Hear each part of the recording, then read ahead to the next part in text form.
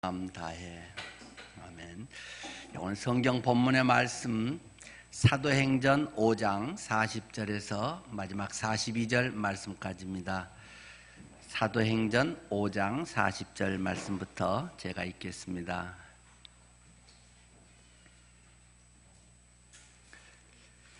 그들이 옳게 여겨 사도들을 불러들여 채찍질하며 예수의 이름으로 말하는 것을 금하고 놓으니 사도들은 그 이름을 위하여 능욕받는 일에 합당한 자로 여기심을 기뻐하면서 공회 앞을 떠나니라.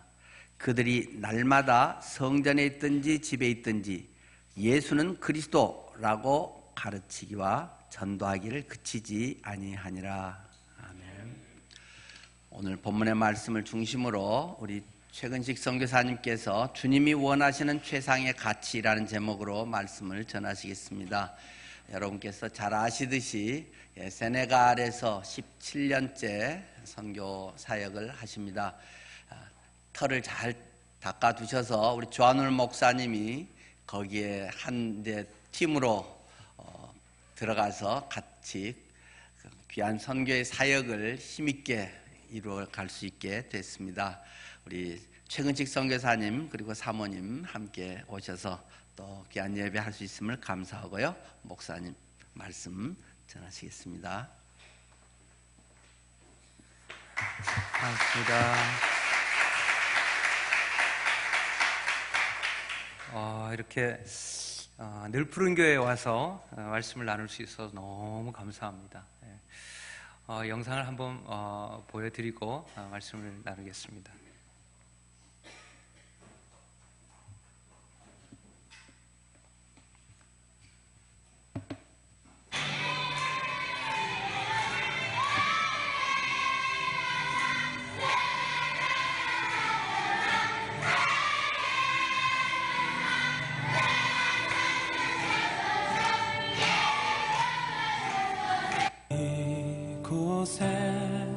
생명샘 솟아나 눈물 골짝 지나갈 때에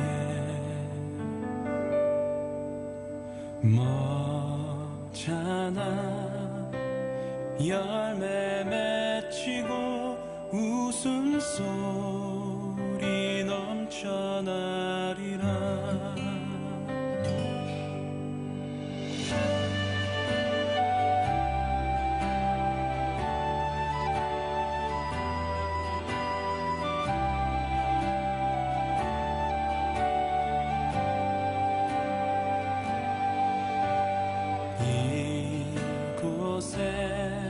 생명샘 솟아나 눈물 골짝 지나갈 때에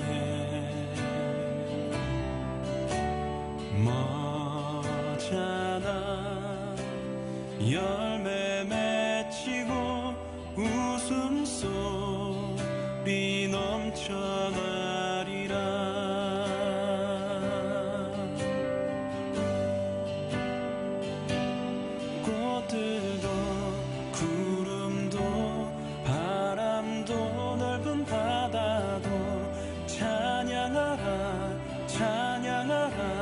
예수를 하늘을 울리며 노래해 나의 영혼아. 은혜의 주 은혜의 주 은혜의 주.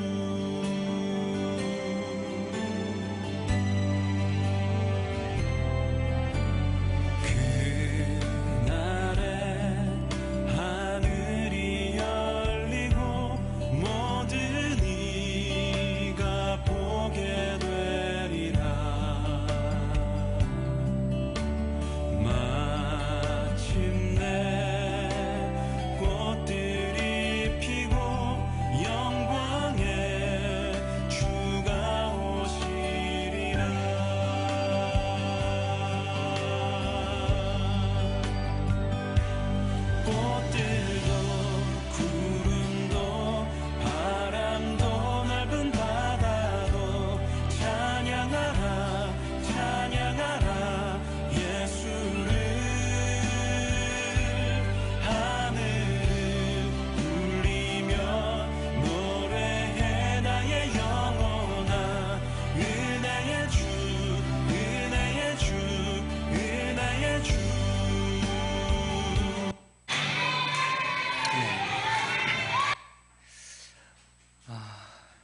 할렐루야. 네, 반가운 얼굴 있죠? 감사합니다. 네, 이렇게 반겨주시고 환영해 주셔서 감사하고요. 좋아하는 선교사님 가정을 파송해 주시고 보내주셔서 너무 감사합니다. 고맙습니다. 네. 세네갈은 세네갈 이제 좋아하는 선교사님 오시기 전에 소개를 좀 들으셨을 때고 또 이런저런 모습으로 세네갈에 대한 소개를 들으셨을 거예요. 아이들이 되게 많죠. 되게 많죠. 근데 저 중에 아직 예수님을 믿는 영접하 있는 사람들은 하나도 없습니다. 왜냐하면 저희가 사역하고 있는 대상이 다 100% 무슬림이기 때문에 그래요. 그러니까 2개의 마을 사역하고 있고 우리 또 거기다 같이 합류하신 완전히 팀 사역은 아니지만 완전히 팀 사역 같은 김관영 선교사님이 또 한 마을을 하고 그렇게 하면 3개의 마을이에요. 3개 마을 다 100% 무슬림이에요. 월로프 종족 2마을이고요. 월로프 종족은 종족 자체가 다 100% 무슬림이에요. 굉장히 약은 사람들이고 유럽 사람들이 아프리카에 쳐들어왔을 때에는 이 사람들이 앞장서서 사람을 잡아가고 이랬던 사람들이에요. 비즈니스를 하는 사람이고 생각이 많고 마음을 잘 안 주고 의심하는 그런 사람들이에요. 근데 그들이 우리를 이제 가족으로 패밀리로 인정하고 아이들도 보내주기도 하고 그래요. 아직은 예수 믿지 않지만 저 아이들이 이런 일도 있습니다. 매주 토요일 저희가 성경학교를 하거든요. 성경학교를 하면 아이들이 한 70명, 80명, 적게는 60명에서 많게는 100명 넘게까지 와요. 근데 그 아이들이 성경학교로 올 때쯤에 다른 쪽에서는 코란 학교가 있어요. 왜냐하면 세네갈은 96%가 무슬림이거든요. 기독교라 해봐야 0.01% 정도, 그리고 4%가 카톨릭입니다. 그러다 보니까 성경학교에 참석하면 코란 학교에서 아이들이 매를 맞아요.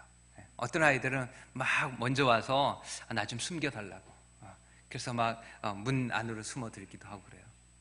왔다가 성경학교 중에 이렇게 잡혀서 끌려가는 아이도 있어요. 부모가 너 거기 가지 마 해서 못 나오는 아이들도 있어요. 한 번은 코란 학교 가서 아이가 등이랑 매를 이렇게 맞는 거예요. 어떤 아이들은 보면 등에 이제 채찍 자국이 막 있어요. 코란 학교에 가면 자기네 자동차 벨트 같은 거, 막대기 같은 거 이렇게 딱 놓고서 자랑해요. 이거 아이들이 훈계하는 용이라고. 뭐 화가 이렇게 막 치밀거든요.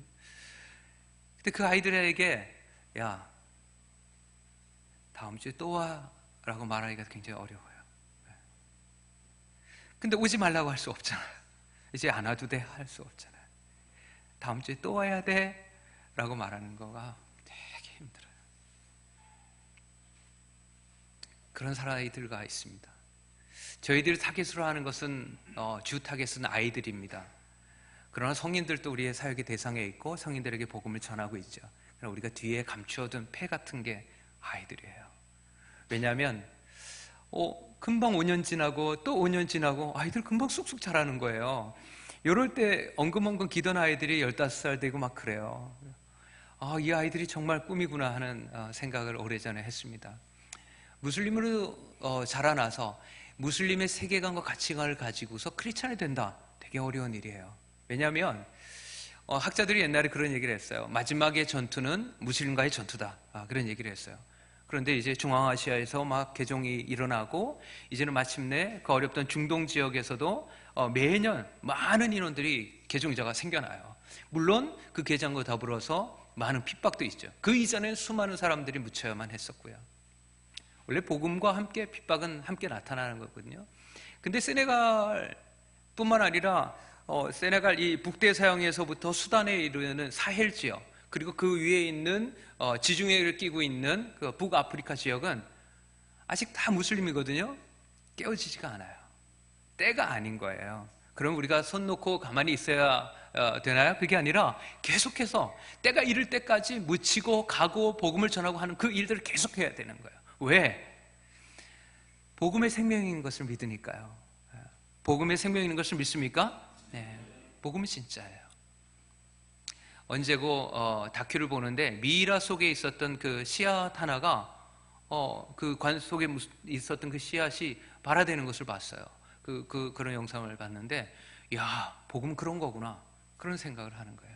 이 아이들이 자라났을 때, 성인이 되었을 때 자신들도 모르게 생겨난 그런 가치관, 세계관들을 갖고 자신들의 삐뚤어진 잘못된 가치관들을, 세계관을 보고 깨닫게 될 날이 올 거예요. 복음이 그렇게 할 줄로 믿습니다. 아멘. 지금은 딱딱해요.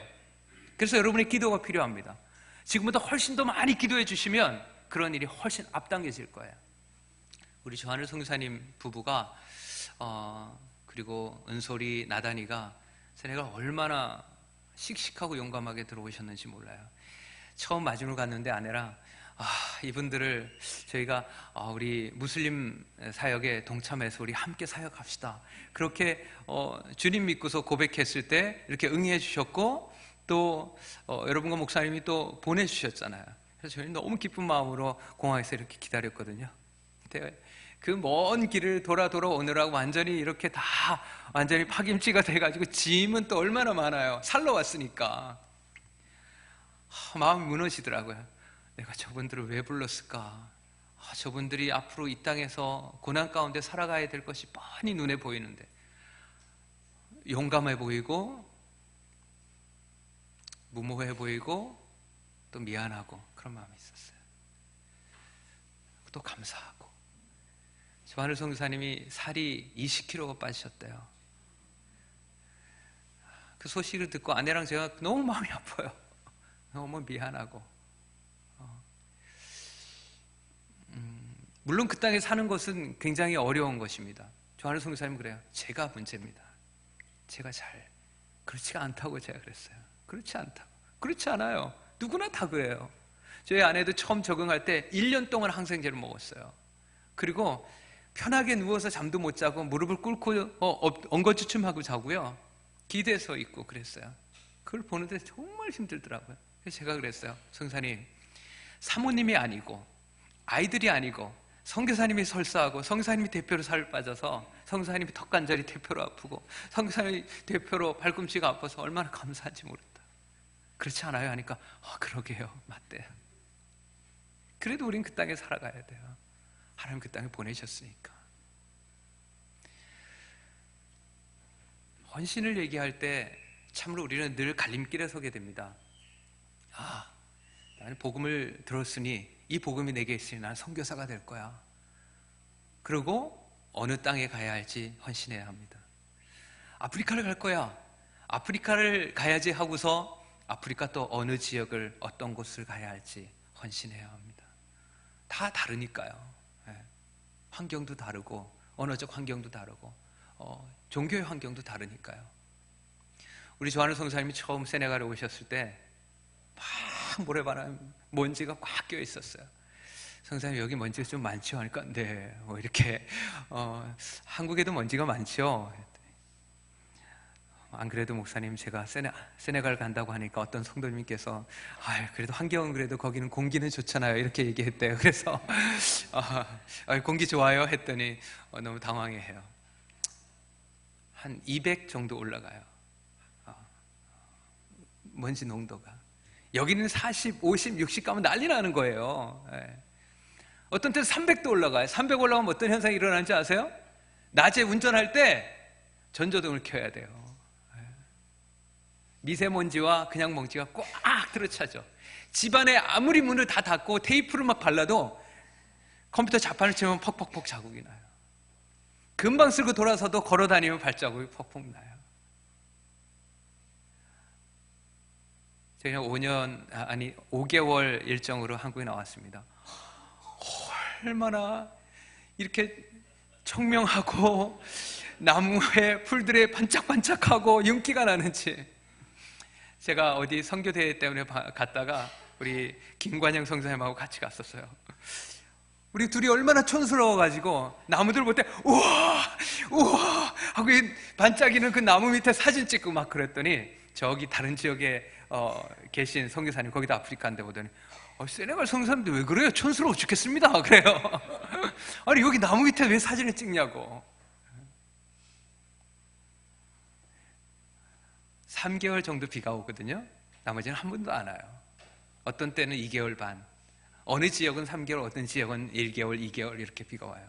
그때까지는 사하라 사막 끝자락이니까 늘 먼지가 쌓이고 떡이 져요. 나무도 많지 않지만 그 나무에 떡개가 앉아서 막 첫비가 막 요란스럽게 와도 그게 다 벗겨지지가 않아요.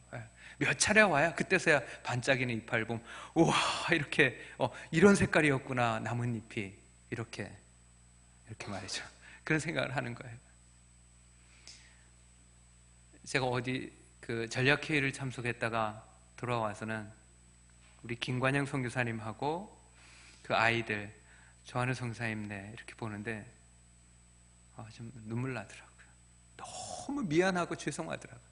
왜 여기 들어오라고 내가 말을 해서 이분들을 이 땅에서 이렇게 먼지 콜록거리면서 살아가게 하나. 비가 왔어요. 이제 비가 와서 됐나 싶었더니 온갖 오물들 뭐 이렇게 배변 이런 것들이 막 집안으로는 안 들어오지만 마당으로 다 들어와요. 바깥에 쓰레기들은 막 온 천지가 쓰레기죠. 네. 여기 길거리에 가면 저희 집 안방보다 깨끗한 것 같아요. 그래서 길에 가다가 어디든 누워도 전혀 아무렇지도 않은, 누워서 이렇게 휴식을 취해도 잠을 자라고 해도, 제가 요즘 연희동에 게스트하우스에 있는데 뒷마당에 제가 노숙자처럼 있는 것을 즐겨합니다. 아내가 이렇게 사진을 찍었어요. 그랬더니 아이들한테 막 카톡을 보내더라고요. 당신 노숙자 같아. 근데 난 여기가 좋다. 그냥 그 은박지 하나 깔고서 그냥 누워 있는데 너무 좋은 거예요. 거기가 누가 안 보니까. 그리고 깨끗하니까. 먼지 좀 있어요. 그냥 한번 쓸어놨는데 괜찮아요. 너무 좋아요. 뭐 깨무는 것도 없고. 한탄을 하는 것은 아닙니다. 우리 조한우 선교사님이 20kg가 빠져가면서 그 땅에 계속 살아가야 하는 그 이유가 다름 아니라 복음 때문입니다. 처음에 저는 예수님을 만났을 때 주님이 저를 위해서 죽으신 줄 알았거든요. 저를 위해서 죽으신 줄 알았어요. 근데 아니더라고요. 성경을 가만히 읽고 하나님 은혜를 주시면 깨닫게 되면 깨닫게 될수록 주님이 나를 위해서 죽으신 게 아니구나. 나를 위해서 죽었을 때는 주님이 나를 위해서 죽으셨으니까 주님이 죽으신 것으로 내가 뭔가 복을 받고 내게 뭔가 좋은 일이 생겨진 것만 같았어요. 그런데 제가 주님께서 나를 대신해 죽으신 걸 알았어요. 그때서야 제가 죄인인 것도 알았어요. 내가 죄인이었고 그 죄로 말미암아 죽어 멸망할 수밖에 없었던 존재인데 불구하고 예수님이 나를 위해 죽으신 거예요. 그래서 나를 대신해 죽으신 거예요. 위해서 죽으실 뿐만 아니라 대신 그 형벌을 당하신 거예요. 그러니까 부채의식이 오는 거예요. 복음에 대한 부채의식이 와요. 견딜 수가 없는 마음이 있는 거죠. 오늘 사도행전에 보면 성도들이 바로 그런 거였어요. 사도행전에서 성령을 받은 교회들이 다 일어서서 복음을 전하기 시작했습니다. 놀라운 일들이 일어났죠. 그러다 교회에 문제도 일어났어요. 교회는 문제가 일어나지 않는 것이 아니라 그때그때 우리가 하나 되어서 위로하고 붙잡고 해결하고 처리해 나가는 거예요. 아나니아와 삽비라 사건이었어요. 그래서 그 순결하지 아니함 때문에 하나님이 진노하셨고 그들이 해결되고 난 다음에 다시 복음의 역사가 강력하게 일어납니다. 그렇게 복음의 역사가 강력하게 일어나니까 날마다 모여서 성전에 있든지 집에 있든지 예수가 그리스도라고 얘기하는 것을 그치지 않는 거예요. 막 역사가 놀랍게 일어납니다. 예수님이 계셨을 때 하셨던 일들이 똑같이 막 일어납니다. 그렇게 되니까 대제사장들이 사람들 오게 가두는 거예요. 그런데 그래도 괜찮다는 거예요. 야, 이건 우리가 당연히 받을 일이다. 야, 감사하다. 우리가 주를 위해서 가는 이 길에 고난이 있을 때 우리는 오히려 감사하다. 그렇게 그런 일들이 마구 일어나게 되었던 거죠. 제가 좋아하는 성사님 괜찮아요? 설사 괜찮아요? 살이 너무 빠졌는데 괜찮아요? 괜찮아요. 괜찮대요. 괜찮다는 거예요.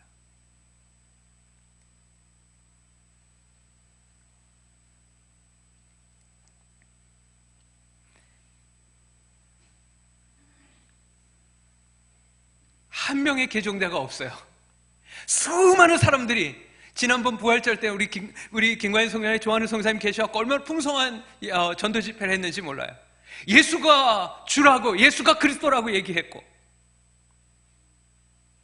그런데도 아직 예수 믿는 사람이 없어요. 아직까지 저희가 살고 있는 땅이 그런 땅이에요. 근데 제가 복음에 대한 확신을 가졌어요. 굉장히 곤란할 때가 있었어요. 마음이 낙담할 때가 있었어요. 언제까지 가야 되지 이 일을? 앞마당에다가 깻잎이 먹고 싶어가지고요. 그리고 쑥갓 몇 가지 먹고 싶어서 컵에다 종이컵 구멍을 뚫고 좋은 흙을 골라다가 거기다 심었어요. 열흘이 지나고 보름이 지났는데도 싹이 안 나는 거예요. 이게 왜 그렇지? 파듬겼어요. 파내고 다시 또 심고 또 이렇게 하고 또 열흘 기다리고 안 나는 거예요. 모판이 문제가 없는데 그늘에서 햇볕도 적당히 살짝 들고 햇볕이 너무 세니까 이렇게 하고서 또 했어요. 근데 한 달 반, 2달쯤 지났나요? 제가 심어놓은 그 포트에서는 씨가 안 나는데 제가 파둥겨낸 그 포트와 그 사이사이에 들어간 흙 있죠? 거기서 이렇게 씨가 나오는 거예요. 물론 제대로 자라지는 않았지만요, 씨가 나오는 거예요. 제가 깜짝 놀랐어요. 이야, 내가 인내가 부족하구나. 토양의 환경이 다르고 그곳에 씨앗을 뿌리는 환경이 다른데 한국에서 이렇게 하면 며칠 만에 나와야 되는데 안 나오니까 파둥긴 거예요. 못 견디고 기다리지 못한 거예요. 그 씨앗에 대해서, 생명에 대해서 신뢰가 없었던 거예요. 사랑하는 여러분, 복음의 능력이 있는 것을 믿습니까? 복음의 생명이 있는 것을 믿습니까? 네, 그러니 우리가 그 복음을 증거했을 때는 믿는 거예요. 언제이고 오늘 이렇게 모였던 아이들이 박해를 받아서 다 뿔뿔이 흩어질 수 있지만 그 아이들이 아프리카 곳곳에, 세네갈 곳곳에 구석구석에 갔을 때 언제이고 하나님 열매 맺게 하는 그 순간에 예수님께 돌아오는 역사가 있게 될 줄로 믿습니다. 그런 거예요. 네. 어떤 한 청년이 아니라 성인이네요. 마침 글을 알았어요. 그래서 누군가가 전해준 성경책을 받아서 마을에서 멀리 떨어진 곳에 가서 경비로 어디를 지켜주는 일을 했어요. 그러면 심심하니까 그 성경책을 읽은 거예요. 다행히 글을 알아서. 그리고 한 7년쯤 있다가 이 친구가 막 손발을 따고 알라 하고 할 때 머리 땅에 대고 기도 이렇게 저라고 기도하는데 너는 예수를 믿어라 음성이 들리는 거예요. 그리고 이 친구가 저를 통해서 전도된 거 아니에요. 예수님이 직접 하신 친구예요. 근데 이 친구가 무서워가지고 얼른 깨고 성경을 또 덮어서 읽지 않았어요. 그리고 한참 있다 또 성경 할 것도 없고 성경 궁금하니까 또 읽었어요. 근데 7년 있다가 또 한 번 음성이 들린 거예요. 근데 이번에 음성이 들릴 뿐만 아니라 몸이 막 떨기 시작하는 거예요. 감당할 수 없는 일이 일어난 거예요. 그래서 이 친구가 막 달려가서 예수를 믿게 됐습니다. 교회를 찾아가고 성교사를 찾아가서. 복음은 그런 거예요. 네. 복음이 말씀을 읽다가 이것이 그냥 없어지는 게 아니에요. 안에 들어와서 막 그 역사는 감당할 수 없는 역사를 일으키는 거죠. 이 친구가 예수 믿게 되자 당연히 무슬림이죠.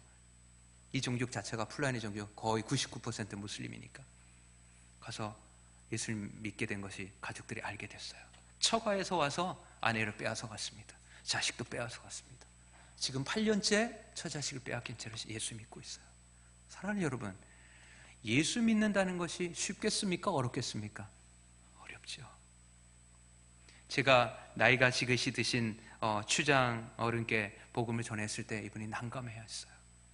은조변 마을에 또 꺼루 앞대 추장 두 분 다 복음을 전했는데 은조변 마을은 추장 아씨가 다리가 한쪽이 이제 불편하신 분이에요. 그런데 이분이 모스크 앞마당에서 모스크 안에까지 못 들어가고 모래사장에서 앉아서 기도하고 있는데 제가 거기까지 갔어요. 앉아서 저도 기도하고 그분은 알레께 기도하고 저는 하나님께 기도하고 이분이 조금 이상하니까 눈을 떴어요. 그래서 저랑 눈이 마주치고 시국거는 예수님을 전하기 시작했어요. 당신 지금 죽으면 천국 갈 자신 있습니까? 그걸 내가 어떻게 하냐고. 알라의 처분에 있는 거 아니냐고. 저는 당신보다 한참 젊지만 저는 지금 오늘 죽어도 나는 천국 갈 수 있다고. 내가 믿는 하나님은 그렇게 얘기하셨다고. 성경에 이렇게 얘기한다고. 한참 한 50분을 복음을 전했는데 이분이 얼굴이 굉장히 난감해서 이제 좀 가졌으면 해요. 그분이 저를 친구처럼 여기시는 분이세요. 그래서 제가 나중에 또 오겠다고 갔어요. 갈 때마다 불편해하는 마음이 있죠. 그렇지만 저를 너무 반겨줘요. 이분이 예수 믿기란 죽는 것보다 어렵습니다. 마을에 무슬림으로 또 원로로 살아오신 이분이 내가 예수님 믿어라고 했을 때는 자기가 지옥불에 떨어지는 것보다 더 어렵죠. 그래서 아이들이 꿈나무입니다. 이분에게는 복음을 전하고 언젠가 돌아가시기 전에 성령님이 말씀하셔야 돼요. 이렇게 무시무시한 또 하나님의 사랑의 음성이 들려져야 그때 꼬꾸라질 수 있어요. 그걸 기대하고 있어요. 저희가 매주 성경학교를 합니다. 매주 토요일날 성경학교를 하고 그 다음에 성경학교로 모으기 위해서 아이들은 멜로디언을 하고 태권도를 하고 축구교실을 하고 책 읽어주기를 하고 도서관은 요만한 좁은 곳을 막아가지고 기독교 서적을 멀리까지 가서 구해다가 놓고 아이들 읽히게 만들고 소그룹 복음을 전하는 그런 공간이에요.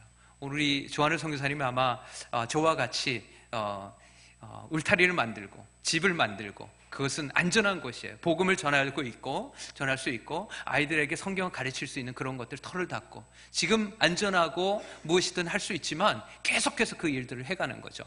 마을 방문해서 원로들을 만나고 주기적으로 만나고 교제하고 친구를 맺고 또 안에 들어와서 성경학교를 하고 우리 사모님하고 제 아내가 같이 이제 아이들을 개인적으로 또 만나고 안살림 하듯이요. 도서관에서 아이들을 만나고 가르치고 성경을 일러주고 이런 일들 함께 해갈 겁니다. 얼마나 기대되는 것이 많은지 몰라요. 아직은 그리스도인이 없지만 분명한 것은 여러분이 지금보다 더 많이 눈물로 기도해 줄 때 그 딱딱한 가슴들이 살코기처럼 부드러워지게 될 줄로 믿습니다. 훨씬 더 빨리 그런 일들이 일어날 거예요. 그 기도의 때가 차면 마침내 그렇게 될 거예요. 그것을 조금도 의심하지 않습니다. 복음 그 자체가 능력이 있기 때문에 그렇습니다. 예수를 믿게 되었을 때 예수가 주인 것을 알게 되었을 때 오늘 제가 1부 때 와서 그 얘기를 하고서 2부 예배를 드리기 위해서 이렇게 앉아있다가 기도를 하는데 여기 딱 보니까 이야 역시 우리 목사님 수준이 있으시구나. 살아도 주를 위하여 주를 이렇게 써놓으셨더라고요. 예수 그리스도가 저와 여러분의 주가 되는 줄로 믿습니다. 주 예수 그리스도가 되는 거예요. 그분을 믿는 거예요. 세네갈은 96% 제가 무슬림이라 했잖아요. 4%가 카톨릭이에요. 그러다 보니까 세네갈에도 교회가 있어요. 교회들이 있어서 수도 다카에 가면 교회가 있고 저희가 있는 지역에도 교회가 있어요. 개신교회가 있죠. 0.01% 되지만 또 4% 카톨릭이 있지만 그게 많은 인구들 안에서 이렇게 하면 꽤 되잖아요. 한 1,400만 명 정도의 공식적인 인구가 있습니다. 그런데 실제로는 한 1,800에서 2천만 명이 될 거라고 생각을 합니다. 왜냐하면 저희가 사역하는 꺼로압두 마을에도 재작년에 인구조사가 돼서 주민증이 나왔어요. 그러니까 더 깊이 들어가면 인구조사가 안 된 마을들이 수도 없이 많이 있는 거죠. 그런 사람들, 그 사람들을 대상으로 해서 우리가 복음을 전하고 있는 거고요. 그런 사람들이 나오는 교회는 아직 거의 없습니다. 많은 교회들이 꽤 있지만 카톨릭을 배경으로 한 사람들에서 개종된 사람들 혹은 도시 안에 있는 교회들은 아프리카 외국인들 기독교권에 있다가 온 사람들이 와서 예배드리는 것이고요. 또 대부분은 외국 선교사님들이 그 안에서 같이 모여서 예배드리는 거예요. 저희는 우리끼리 예배를 드립니다. 그리고 토요 성경학교가 있어요. 여러분, 이 성경학교의 아이들이 통으로 예수 믿게 되는 날이 오게 될 줄로 믿습니다. 저는 그것도 확신합니다. 그 아이들이 우리에게 다 와서 예배 드리지 않을 수는 분명히 있지만 통으로 예배 드리게 될 날이 와요. 꺼루압드라고 하는 마을이 있습니다. 인구가 한 276명까지 제가 조사했었으니까 지금 한 340-50명 정도 될 거예요. 무슬림들은 애를 많이 낳잖아요. 부인 4명에서 한 부인이 한 7, 8명, 10명 막 이렇게 나니까. 그러니까 우리가 잽이 안 돼요. 그러니까 그리스도인들이 애 많이 낳아야 돼요. 정말 많이 낳아야 돼요. 유럽에 무슬림들이 많이 올라간다고 하는데 이 사람들이 탈출해갖고 간 사람들도 있지만 거기서 막 애를 엄청 낳으니까. 아이 낳으실 수 있는 만큼 낳으세요. 저희가 세 아들이 있습니다. 예, 적어도 세계화 시대에 3명은 낳아야 되지 않겠습니까? 3명을 낳아야 본전이 된대요. 안 낳으시는 분이 있고 1명 낳으시는 분이 있고 막 이렇게 되니까 3명씩들은 낳으셔요. 아직 가능성이 있으신 분들은 낳으시길 바랍니다. 이 마을에 가면요, 이 사람들이 다 100% 무슬림인데 키도 꽤 커요. 그러니까 저도 크지만 제가 한 2m 조금 안 되거든요. 근데 이분들은 2m가 넘는 사람이 많아요. 그러니까 저보다 좀 크잖아요. 그러니까 이렇게 서면 이렇게 봐야 돼요. 피부도 검은 색깔의 사람들이. 그러니까 위압감이 있죠. 저희가 밤에 이렇게 운전하고 가다 보면 아마 조한을 선교사님 사모님도 그렇게 느낄 거예요. 저희 아내가 처음 갔을 때 운전을 하고 이렇게 쓱 가다가 헤드라이트가 이렇게 딱 비치면 아내가 깜짝깜짝 놀랐어요. 그리고 밤에 나가는 낙이 너무 싫다고. 지금도 아내는 싫어해요. 왜냐하면 이분들이 피부가 완전 검은색이잖아요. 근데 무슬림이니까 하얀색을 자주 입고 이렇게 통자루 같은 옷을 이렇게 입는다고요. 그러니까 머리가 안 보이고 발이 안 보이고 손이 안 보이는데 옷만 이렇게 둥실둥실 떠다니는 거예요. 그러니까 아내 뭐 그렇게 놀라는 거죠. 예. 그래서 저희는 거기다가 저기에 머리가 작고 잘생긴 머리가 요만큼 있고 다리가 요만큼 있어 이렇게 예상을 하고서 이렇게 그걸 보는 거예요. 예. 그 마을에 가서 복음을 전하고 그 마을에 가서 잠을 잘 때가 있었어요. 예. 이렇게 잠을 잘 때 사실은 두려워요. 저 사람들이 내가 예수님을 전한 거 오늘 아는데, 내가 예수쟁인 걸 아는데, 저 사람들이 나를 가족처럼 여겨주고 자기 집에 들어와서 자기 동네에 들어와서 살으라 하고, 이제는 저희가 어느 집에 들어가서 대문을 열고 들어가고 방 안에 들어가고 나오게 해도 뭐라고 하는 사람이 없거든요. 예. 안전하게 왔다 갔다 할 수 있어요. 그만큼 패밀리가 됐어요. 그렇게 하기에는 3년, 4년, 5년, 6년 막 이렇게 걸렸어요. 그러고 마침내 이들이 마음의 문을 열어줬어요. 어떤 날은 그러더라고요. 우리가 당신한테 너무 감사해서 마을에서 원로 회의를 했대요. 그래서 마을 원로 회의를 한 결과를 얘기해주고 싶대요. 추장 아저씨가 85세 되셨거든요. 80의 막내 아이를 낳았어요. 막내 부인에게서. 대단하시죠? 이분은 다 죽어가시다가 기도받고서 살아나셨어요. 소변줄까지 끼고 있다가. 그런데도 예수님을 믿지는 못해요. 그만큼 어려운 거예요. 그래서 이분이 돌아가시길 기다리고 있어요. 가만히. 돌아가시기 전에 예수님 전하고 예수님 믿게 하려고. 돌아가시기 전에 이렇게 땅 하고서 나중에 그 자녀들한테 당신 아버지가 사실은 돌아가시기 전에 예수를 믿었다 이렇게 얘기할 수 있잖아요. 그렇게 그 기회를 나이 드신 분들은 제가 이렇게 보고 있어요. 근데 하나님이 살려주셔가지고 얼마나 싱싱하게 다니는지 몰라요. 장가 또 가겠다 할까봐 제가 걱정이에요. 왜냐하면 부인이 3명이거든요. 아직 1명의 빈자리가 있어가지고. 그러니까 이분들이 얘기한 저희에게 좋은 그런 것을 주겠다고 한 것도 거기와 연관성이 있어요. 그랬더니 무시초 그랬더니 최 선생님 그랬더니 우리가 너무 감사해서 당신에게 선물을 주고 싶대요. 마을에서 결정을 했대요. 뭐냐고 그랬더니까 여자와 땅을 줄 테니까 우리 마을에 들어와 같이 살자요. 그래서 제가 그거 좀 곤란하다고. 왜냐면 나는 수산나 초이로 충분히 만족하고, 첫째는 그리고 우리는 법적으로도 그게 안 되고, 나는 크리스찬이고, 또 하나는 우리 집안 어른들도 용납하지 않는다고. 제가 마지막으로 집안 어른들이 용납하지 않는다고 하니까 끄덕끄덕해요. 이해를 하더라고요. 그래도 한 번 더 그 다음날 아침에 사실은 그 막내 부인에게서 난 딸 아이를 이렇게 옷단장 시켜갖고 데리고 왔어요. 이렇게 얘인데 어떠냐고 한 번 더 찔러보더라고요. 정말 미안하지만 마음 받겠다고. 그랬더니 어떤 성도님이 그래요. 아니 성교사님 땅만 받으면 안 돼요. 그래서 그게 세트로 오는 거라고. 그렇게 이분들이 패밀리로 인정해 준 거죠. 그런데도 거기에서 잘 때는 두렵더라고요. 복음을 전하고 잘 때. 그래서 제가 연락했어요. 기도해 주세요. 제가 오늘 밤에 주장 집에서 그 마당에서 그 가족들과 함께 예수 영화를 상영하고 복음을 전할 계획입니다. 기도해 주십시오. 긴장이 되니까 기도 부탁을 하는 거예요. 그리고는 기도하신다고 하는 그 확신을 가지고 몇 주째 기도한 걸 알거든요. 들어가서 담대함으로 할 수 있었어요. 그럼 누워서 자는데 잠이 그렇게 잘 와요. 아니면 여러분 생각해 보세요. 덩치 이렇게 큰 청년들이 저를 이렇게 보자기에 씌워가지고 어디다 갖다 버려도 찾을 수도 없어요. 누가 알 수도 없어요. 마을에서는 다 한 시족이니까 딱 입 닫으면 되니까 아무도 알 수가 없죠. 사랑하는 여러분, 우리 조한우 선교사님이 저와 함께 그 마을에 들어가서 복음을 전하고 거기서 같이 텐트에서 자고 잠을 잘 때 여러분 기도하셔야겠어요? 말아야겠어요? 하셔야 돼요. 아니면 우리가 잠을 못 자요. 불침벗어든지. 예. 기도해 주십시오.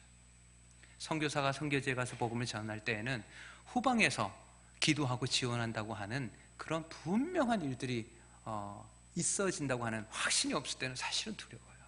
무슬림 땅이고 미성년자에게 복음을 전하는 것은 금지되어 있고 우리가 언제든지 그 아이들이 예수 얘기에 젖어들어 있어 지금은 나를 구하러 오신 주를 찬양하나이다 하고 막 찬양하는 그 아이들이지만 마침내 그 아이들이 개종에 가까이 이르렀을 때 우리는 어떤 도전을 받을지도 몰라요, 사실은.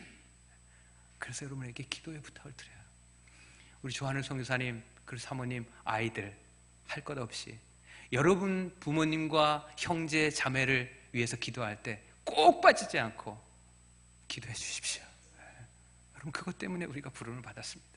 설마 우리가 예수 믿는 것 때문에 복을 받아서 아파트 평수를 늘려가고 화장실 개수를 늘려가고 좋은 대학에 들어가고 좋은 직장에서 승승장구하고 혹은 유럽 여행을 하고 그런 것 때문에 주님이 우리의 생명을 유보해 주셨을까요? 아닙니다. 오늘 본문처럼 때를 얻든지 못 얻든지 예수는 그리스도라고 가르치고 전도하기를 그치지 않는 그것 때문에 우리의 생명이 있는 거예요. 교회의 존재는 무엇입니까? 교회가 복음을 전하지 않는다면 어쩌면 교회가 없어도 돼요. 우리가 이 주 예수 그리스도를, 나를 대신해서 죽으신 예수 그리스도를, 이분이 그리스도라고 얘기하는 이것을 그칠 때에는 우리 생명이 유보되어 있을 필요가 없어요. 우리가 예수 믿고 그냥 천국 가는 것이 그만이라면 우리가 예수 믿는 그 즉시로 하나님께 올려가면 돼요. 누구든지 여기에 건강이 연약했다가 다시 건강해지신 분이 있습니까? 아직도 내 걸음이 힘들어도, 내 무릎이 아파도, 수술을 받았어도 걸음을 걸을 수 있는 사람이 있습니까? 어느래도 내 혀가 움직여지는 사람이 있습니까? 그럼 우리는 복음을 전해야 돼요. 심장의 고동이 멈출 때까지, 우리 혀가 딱딱하게 굳어지는 그 순간까지 우리는 복음을 증거해야 합니다. 그것 때문에 저와 여러분이 있는 거예요. 그것 때문에 예수님이 죽으신 거예요. 얘기만 할까 합니다. 사도 바울이, 저는 전에 잘 몰랐어요. 내가 예수를 본받는 것처럼 너희 나를 본받는 자가 되라고 했잖아요. 사도 바울이 그렇게 본받고 싶어 했던 것이 어떤 도덕적인 삶이나 윤리적인 삶인 줄 알았어요. 그런 복음을 전하는 삶을 살았으니까요. 근데 그게 아니라 사도 바울이 그렇게 본받고 싶어 했었던 예수 그리스도는 영혼을 향한 그 뜨거운 사랑 때문에 자기 몸을 내어주신 그 복음이에요. 사도 바울은 그렇게 그 복음 때문에 그렇게 살아가고 그렇게 고난받으면서 죽을 고비를 넘기면서 그렇게 살아갔고, 내가 그렇게 복음 때문에 그치지 않는 길을 갔던 것처럼 너희도 이 복음 때문에 그러한 길을 가거라 라고 얘기하는 거예요. 그 복음이 우리에게 있습니다. 내가 죽어서 내가 십자가 못 박힐 수밖에 없었는데 나 대신 죽으신 예수 그리스도, 그분을 알게 하는 것, 그 영혼 사랑이 있어야 된다고 하는 것입니다. 부끄러운 것은 제가 아프리카에 보내졌지만 아주 오랜 동안 사람을 사랑하지 못했어요. 아내는 사랑이 많은 사람이고 여자여서 그런지 아이들을 그렇게 사랑해요. 멀리서 들으면 누구 목소리인지 다 알아요. 그런데 저는 제가 귀찮아하고 사랑하지 못하는 것을 봤어요. 왜냐하면 내게 맡겨진 사람은 사랑하는데 맡겨지지 않은 사람들이 다가올 때 너무 힘든 거예요. 나는 지쳐있는데 좀 귀찮아 뭐 이랬어요. 그래서 어느 순간 제가 정말 부끄러운 고백이에요. 다음에 제가 아이들을 사랑하고 있다는 것을 알았어요. 그리고 아내와 함께 얘기하다 보면 우리에게 맡겨진 아이들을 얘기하고 있더라고요. 저희 아이들보다도 더 우리에게 맡겨진 아이들, 야, 누가 이렇게 됐으면 좋겠다. 누가 예수 믿었으면 좋겠다. 그 가정이 빨리 예수 믿었으면 좋겠다. 얘가 매 맞고 왔는데 얘를 오지 말라고 할 수도 없고 또 오라고 할 수도 없고 어떡하지? 근데 둘이 눈물이 으르렁해요. 그런 마음이 들어요. 너무 감사하더라고요. 제가 어떤 분이 이럴 거예요. 아유, 왜 빨간 성경 그럴 거예요. 제가 일부러 들고 왔어요. 조한우 성사님 교회에 오기 때문에 제가 이것을 한국에 와서 큰 서점들을 몇 개를 뒤져가지고 겨우 요단 기독교 서적, 요단이 그래서 수준이 있나 봐요, 목사님. 거기 맨 밑에 이렇게 있는 데서 2권을 구입했습니다. 그리고 왜 2권을 구입했냐면 전임 사역자의 길을 가겠다고 하는 저희 큰 아이에게 갑으로 선물해 주려고 그러고요. 이거는 제가 보물처럼 가지고 간직하려고 샀어요. 왜냐하면 우리 안에 예수 그리스도만 있고 주가 없고 나를 위해서 죽으신 주님만 있고 나를 대신해 죽으신 주님이 없을 때 우리는 복음의 부채의식이 없습니다. 성경은 원래 이런 성경이었잖아요. 이 성경은 빨간색은 순교자의 피를 의미하는 거였습니다. 펼칠 때마다 복음 하나 때문에, 말씀 한 구절 때문에 그것을 지키기 위해서 죽어갔던 수많은 순교자들의 피를 기억했습니다. 이 성경을 펼칠 때마다 두렵고 떨림으로 그 사랑이 어떠한 것인지 알고 살았습니다. 근데 우리는 얼마나 타협하면서 살아가고 있습니까? 화려한 금색, 은색으로 장식한 성경을 가지고 멋있게 장식해놓고 말이죠. 교회 안에 나는 이념 때문에 나는 누구를 좋아, 나는 누구를 지지해 해서 갈라져요. 목사님들이 막 갈라져요. 내가 누구를 좋아하고 나는 누구를 좋아하고 나는 누구를 싫어하고 그렇대요. 한국에 와보니까 그래요. 너무 가슴이 아프더라고요. 청년들이 그래요. 나이 드신 분들은 막 뭐라 그래요. 나이 드신 분들은 젊은 사람들은 뭐라고 막 그래요. 아니, 우리가 땅에 떨어진 예수 그리스도의 그 명예 때문에 그렇게 흥분해 봤습니까? 우리 교회의 이름이 땅에 떨어지고 예수님의 이름이 땅에 떨어진 그것 때문에 우리가 흥분해하면서 주가 그리스도라고 그렇게 얘기해야 되지 않겠습니까? 그리스도 예수 안에 참 생명이 있다라고 얘기해야 되지 않습니까?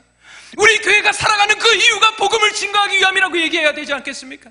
오늘 복음을 전해도 아무리 이런 일이 일어나고 있지 않다고 해도 선교지에서 복음을 계속 증거하지만 아무런 일이 강간무소시라고 해도 계속해서 복음을 전해야 한 것처럼 우리는 이 땅이 돌덩이 같고 딱딱하고 아무런 반응이 없는 사람이라 할지라도 우리는 복음을 증거해야 합니다. 그것 때문에 우리가 살아가고 있는 거죠. 그것 때문에 우리가 부르심을 받은 거죠.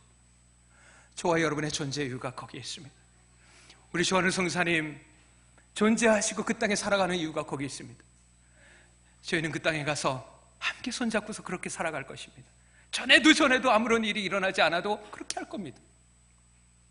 도무지 언제 싹이 틀지 알 수 없어도 그렇게 할 것입니다.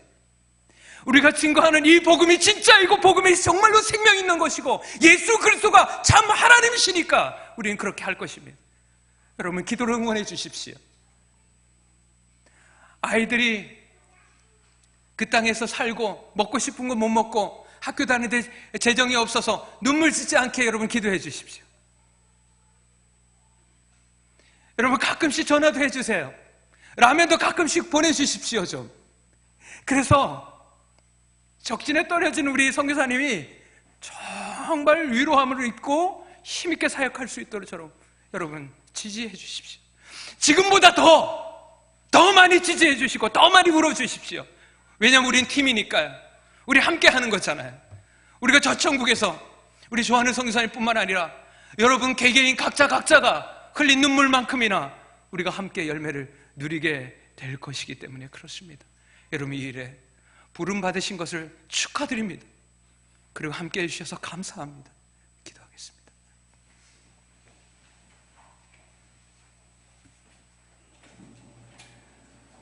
하나님, 복음은 우리의 선택이 아니라 필수입니다. 그것 때문에 주님 우리를 불러주셨고 오늘 이 자리에 불러내어 주셔서 하나님의 말씀을 듣게 하시고 목사님으로부터 성경의 가르침을 받고 듣게 하였습니다. 아버지 하나님, 우리가 어디에 있든지 무엇을 하든지 어떤 상황 가운데 있든지 예수는 그리스도라고 증거하는 이 일을 그치지 않게 해 주십시오. 사도 바울이 그렇게 담고 싶었던 예수 그리스도의 그 영혼을 향한 사랑과 그 복음에 우리도 하나님 닮아가고 그것을 최고의 최상의 가치로 두고 사는 인생이 되게 하여 주옵소서. 예수님의 이름으로 기도합니다.